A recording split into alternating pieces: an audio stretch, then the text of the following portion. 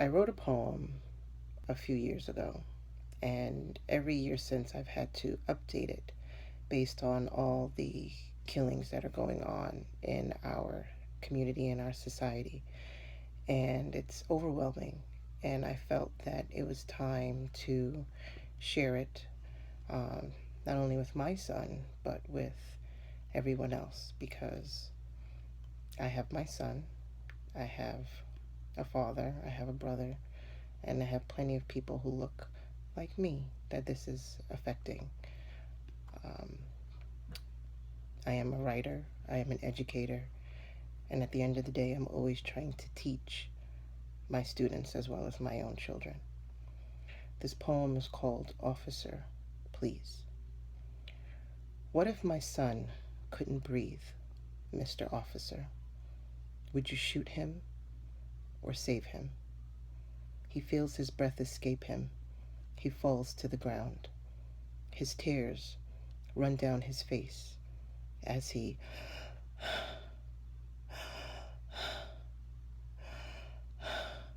gasps for air, all the while crying for mommy.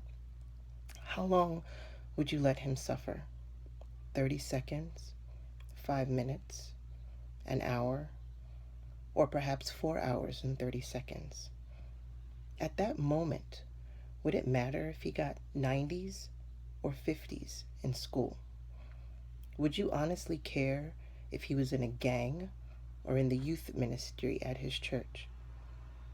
What difference would it make to you at that second if he respected his father or called his mother horrible names? My son falls to his knees at your feet. You ask for his ID and to remain still. Which should he do? Both of his hands in the air, his Nikes or his church shoes slipping into the dirt or the pavement, scattering pebbles and gravel in their wake. What business is it of yours whether he volunteers every Saturday at a nursing home or sells Lucy's or CDs to his friends on the corner? Why should my son fear walking down the street with his hoodie and a bag of Skittles and an iced tea? Why would he need to worry about being killed in front of his groomsmen hours before his wedding day? What if my son couldn't breathe, Mr. Officer? Would you shoot him or save him?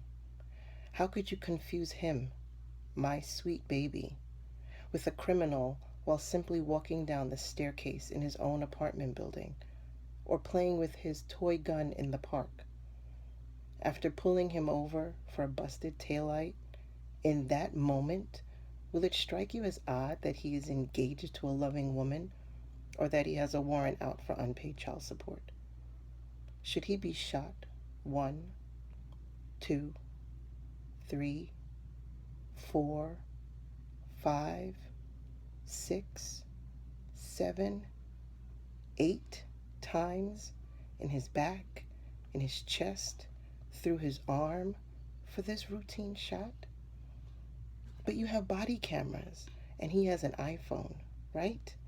We'll get it all on video, right? We'll have all the evidence we need if my son is doing wrong or you, Mr. Officer, is doing wrong, right?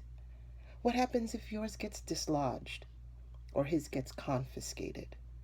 We can rely on the public for accuracy, right? What if my son had a license to carry a weapon in a gun-carrying state, his legal right to bear arms?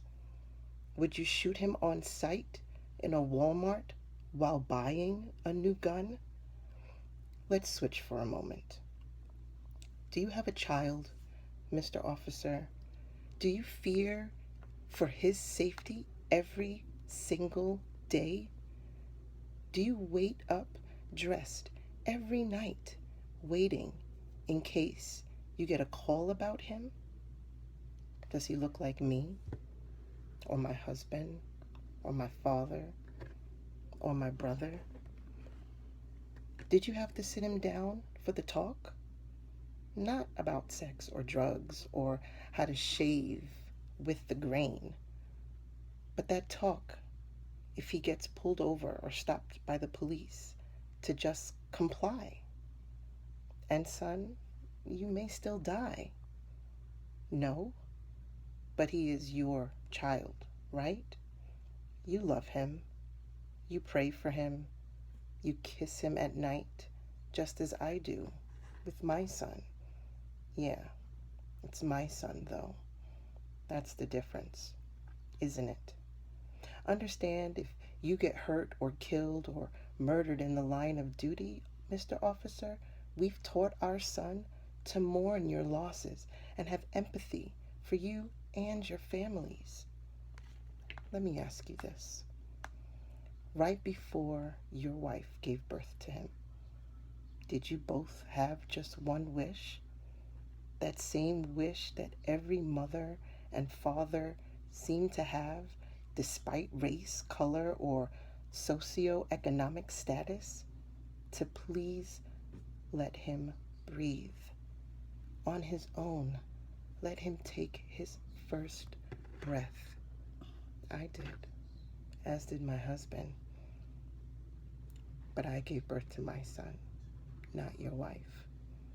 I kissed away all his boo-boos, helped him with all of his homework, and chased away the boogeyman, right? Not you. My son, my baby, my little stinker. He is turning blue before you, Mr. Officer. He can't breathe. He can't breathe, and he begged you not to shoot, not to kill him, just to let him breathe. Please, Mr. Officer, please.